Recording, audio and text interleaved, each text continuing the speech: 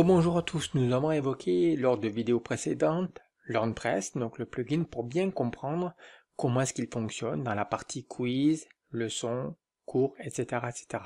Nous allons revenir à WordPress car naturellement LearnPress est développé sur un site WordPress. Donc comment fonctionne WordPress? Vous avez ici de visu, comme si vous étiez un navigateur sur un site internet, l'apparence donc de WordPress. Un site WordPress, c'est donc en fait ici votre logo, c'est la partie haute donc du site avec un champ recherche. Vous avez ici donc un menu donc de navigation. Ensuite vous avez ici donc le contenu donc de votre site. Puis à côté vous avez une barre de côté qui peut être à droite, qui peut être aussi à gauche. Donc première chose que vous devez faire quand vous développez un site WordPress, que ce soit un site e-learning ou un autre type de site, c'est choisir un thème graphique. Le thème graphique sur votre site WordPress est accessible à partir du tableau de bord qui est ici. Et je descends ici la partie apparence. Quand vous cliquez sur apparence puis thème, vous retrouvez tous les thèmes qui sont donc installés sur votre site WordPress. Le thème par défaut, c'est celui qui est en première position ici. Si par exemple, vous décidez donc de changer donc de thème, là vous voyez qu'en effet il y a d'autres thèmes qui sont installés sur WordPress mais qui ne sont pas encore actifs, qui ne sont pas activés par défaut. On a la possibilité de prévisualiser en direct pour voir à quoi ressemble donc ton site web avec un nouveau thème comme celui-ci. Et éventuellement tu pourrais l'activer. Je clique ici sur la petite croix, je reviens et je vois qu'en effet il y a quelques thèmes ici qui ont donc été ajoutés.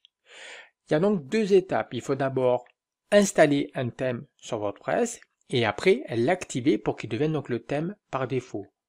Par exemple ici, moi j'ai un thème d'activer qui est donc celui-ci, le thème The Skin, et 4 autres thèmes qui existent, qui sont déjà installés sur ton site WordPress. Vous avez tout intérêt, lorsque vous avez effectué votre choix de thème, de supprimer les autres, car ces thèmes-là sont installés sur votre système. C'est dès qu'il y aura des mises à jour donc, du thème, vous aurez des alertes en permanence pour mettre à jour le thème.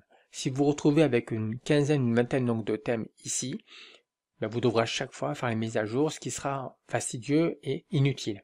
D'accord. Donc je vous encourage à, dès que vous avez choisi votre thème, à cliquer ici, d'ouvrir donc les autres thèmes et ne pas oublier donc de les supprimer.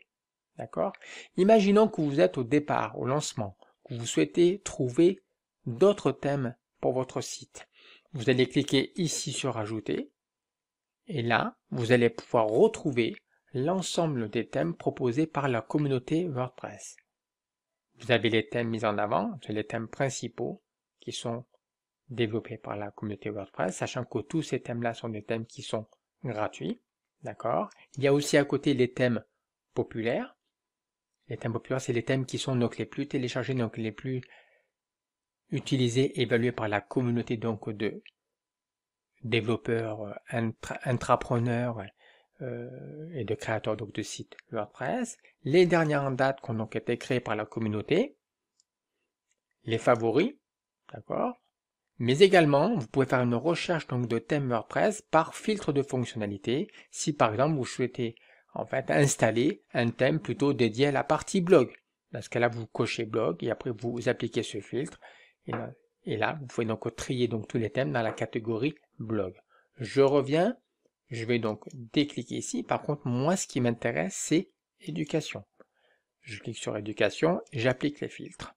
Et je vais retrouver, il y a donc 3304 thèmes qui sont dans cette thématique de l'éducation, LMS, etc. Vous voyez. Vous vous rendez compte également que moi, parmi donc les thèmes que j'ai choisis, j'ai pas choisi un thème qui est orienté éducation, j'ai choisi un thème qui est très basique, mais qui me permet donc de mettre les contenus de manière simple et efficace sur mon site. C'est le choix que j'ai choisi. Quand je clique ici, que je reviens sur wordpress.org, je suis donc sur le portail WordPress. À partir donc de ce portail-là, je vais retrouver donc l'ensemble donc des thèmes qui sont donc ici.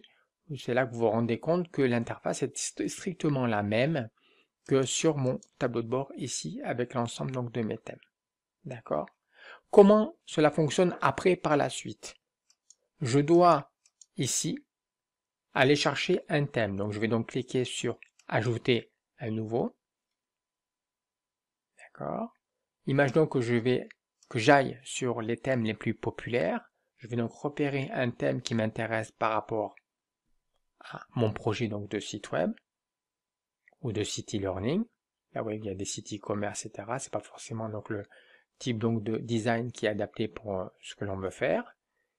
Imaginons que je choisis donc celui-ci. Je vais donc voir celui-ci. J'ai la possibilité de faire un aperçu pour voir un petit peu comment il se donc présente. D'accord, ça correspond à ce que je veux. Je peux revenir ici. Je vais donc ici cliquer sur installer. Et après avoir installé ce thème-là, on voit que l'installation est en cours ici. J'aurai la possibilité de l'activer.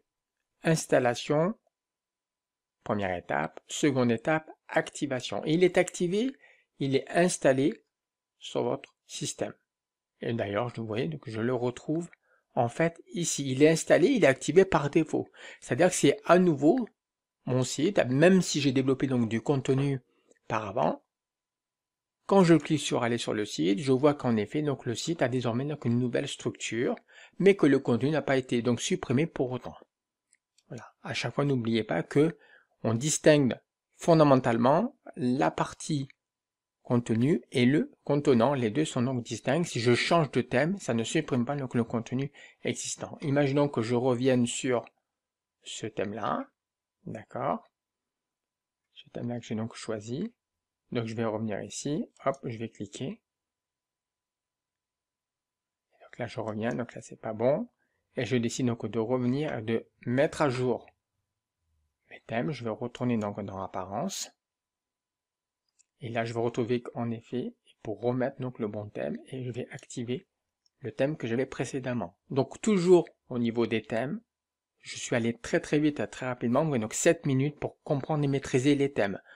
Je vais d'abord sur la base qui est ici, je filtre mes thèmes, et j'essaie de trouver en fait un thème qui est en rapport avec ma thématique de travail, éducation, LMS, etc. Je peux également, pourquoi pas, indiquer ici un mot-clé.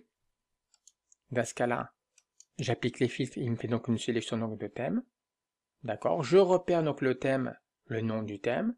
Je me redirige donc sur mon site et là je vais donc faire une recherche de thème.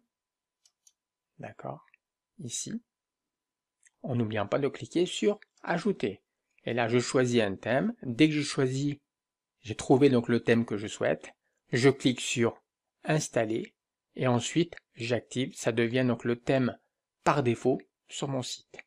Voilà, c'est donc une petite partie sur comment choisir un thème orienté e-learning ou pas pour votre site WordPress, sachant que vous souhaitez en faire un site pour créer et commercialiser, pourquoi pas, vos formations en ligne.